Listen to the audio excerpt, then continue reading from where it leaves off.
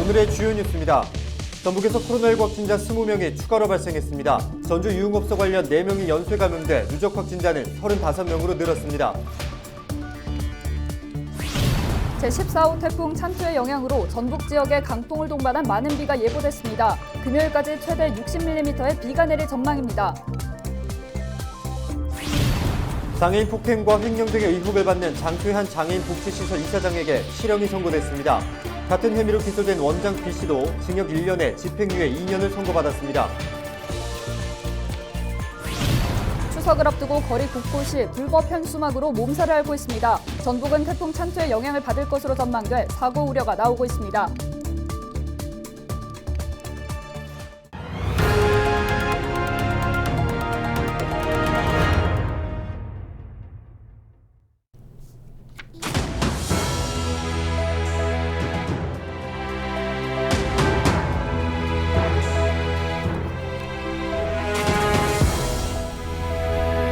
여러분 안녕하십니까? 헬로티비 전북 뉴스입니다.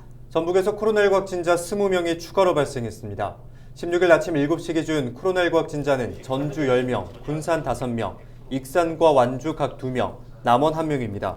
전주 확진자 가운데 4명은 유흥업소 관련 연쇄 감염자로 자가격리 중 양성 판정을 받아 유흥업소 누적 확진자는 35명으로 늘었습니다. 군산에서는 카자흐스탄 노동자 3명이 감염돼 누적 확진자는 32명입니다.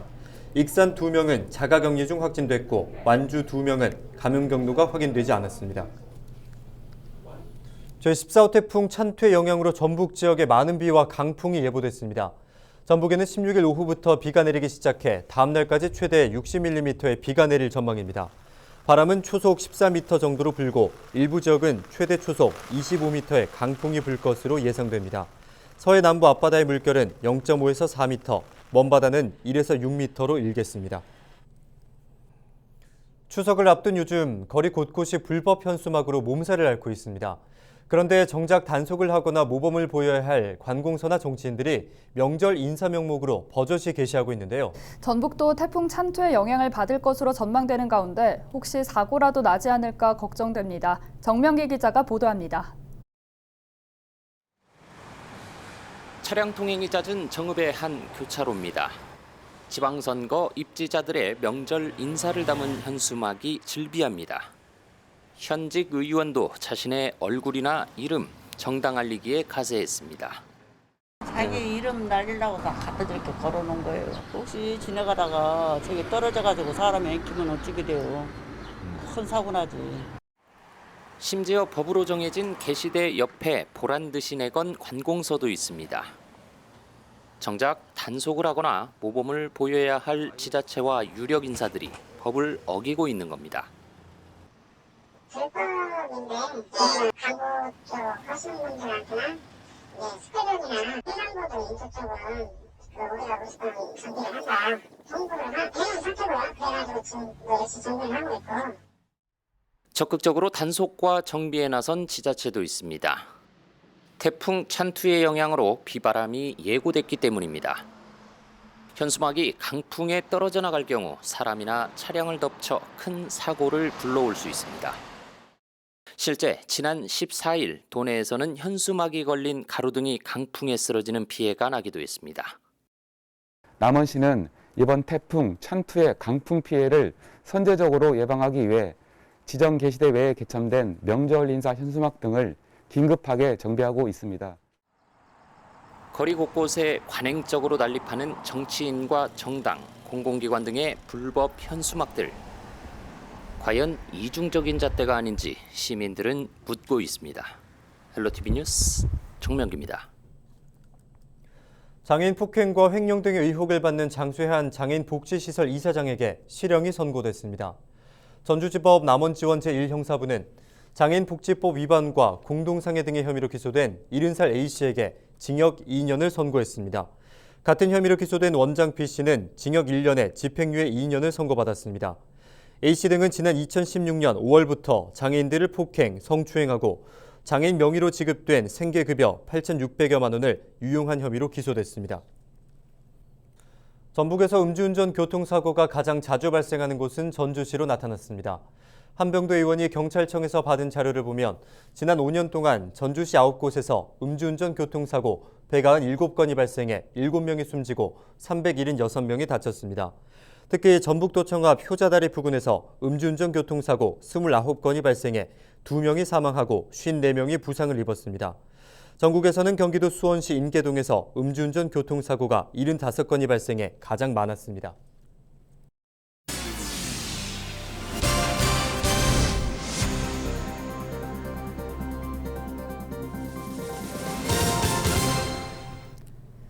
전북도 내 4년제 대학의 2022학년도 수시 모집 경쟁률에 희비가 엇갈렸습니다. 전북대학교 경쟁률은 지난해보다 1.3포인트 상승한 7.68대 1을 기록해 가장 높았습니다. 우석대와 원광대, 전주교육대도 수시 경쟁률이 지난해보다 소폭 상승했습니다. 전주대와 교육부의 대학 기본 역량진단 평가에서 탈락한 군산대의 경쟁률은 지난해 대비 감소했습니다. 전북도가 귀농 귀촌인 정착을 돕기 위한 현장 지원 사업을 진행합니다. 전북도는 농촌 생활과 기술 분야 전문가 100여 명을 선발해 오는 11월까지 귀농 귀촌인 거주지로 찾아가는 현장 자문 사업을 추진합니다. 도움이 필요한 귀농 귀촌인은 농촌종합지원센터 홈페이지에서 신청할 수 있으며 전문가에게 최대 2번 자문을 받을 수 있습니다.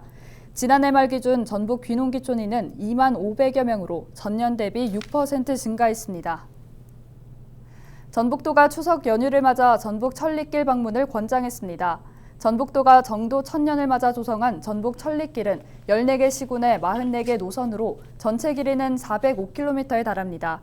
전북 천리길은 산과 바다를 모두 느낄 수 있어 코로나19로 힘든 심신을 달래고 고향을 느낄 수 있는 곳으로 알려져 있습니다.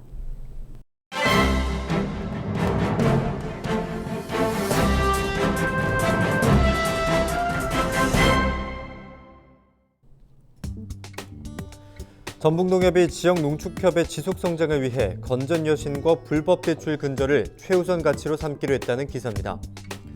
이를 위해 임직원들의 엄격한 도덕성 재무장과 윤리의식 강화뿐만 아니라 상환능력 중심의 건전여신 추진을 통한 상호 금융활성화를 꼼꼼히 점검해 나갈 방침이라고 합니다.